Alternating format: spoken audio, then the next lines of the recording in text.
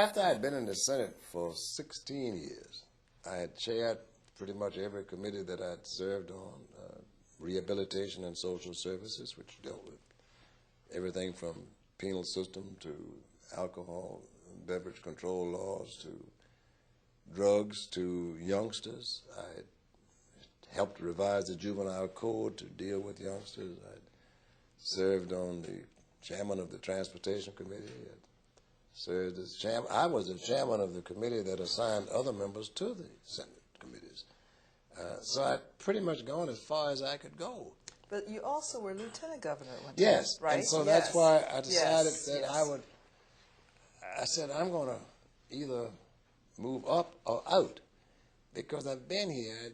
I don't want to meddle to see how long I could stay or go watch to see longevity, so I'm going to run for lieutenant governor. I recognized that as an African American, I would have to show proficiency in something lower level and entry level before I could ever run for governor.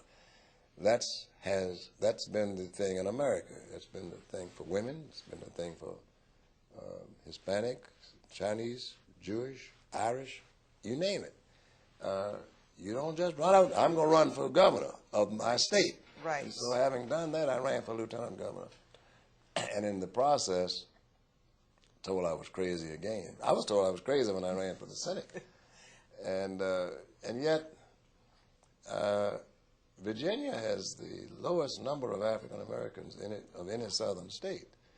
And the voting population? Yes. Oh, really? I didn't know that. Yes. And in voting population, it's only about 15% of voting population in terms of race.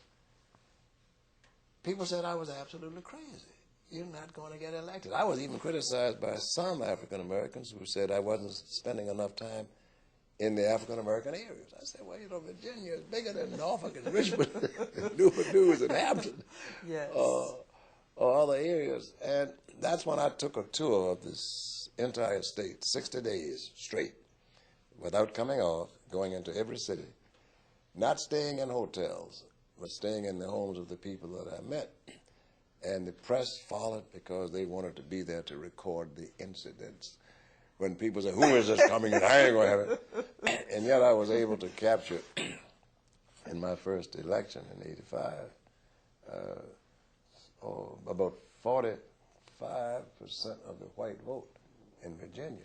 For a Democrat, that was unheard of, particularly for me. To give you an illustration, when Chuck Robb ran for the governorship, he got 46% of the white vote.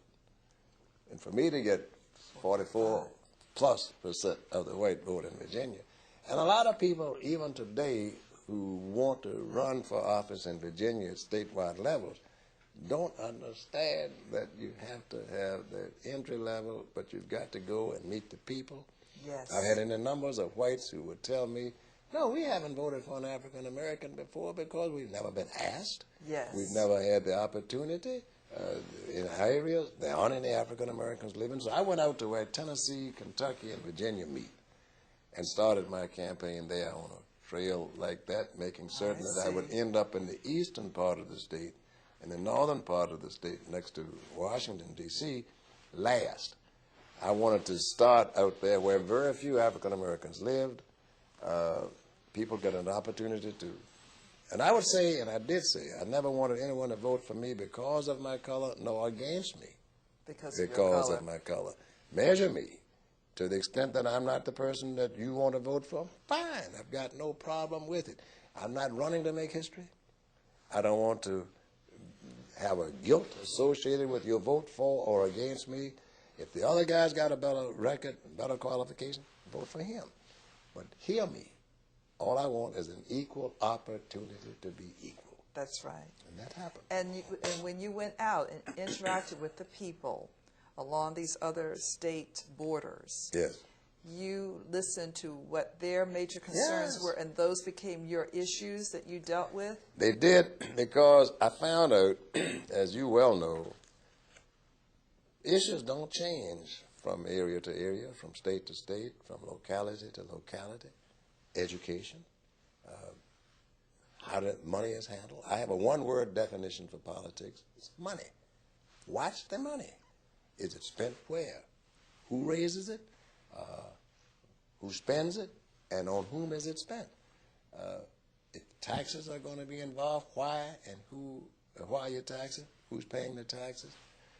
And it helped me so much because I became aware of why people would vote one way or vote another, why they would vote a constituency, why they would not vote a constituency. And it helped me more so because it enabled me to be in a position to say, I can speak for Virginia. A lot of people, Camille, didn't want to vote for me because they felt that I was going to just be representing a certain group of people. That's right. If he gets there, he'll just be doing this. They found out differently. And I could hear the press talking to some other people. I couldn't hear it all. But I could hear things like, you know, yes, I think I am going to vote for him. Well, you know what, I can look at him and see he's that. Yes. And, yes. well, I know, but I think we've come. So now people ask the question, how could that happen in Virginia? Yes. And when it hasn't happened too many other places. But it was a springboard for me to be running for governor.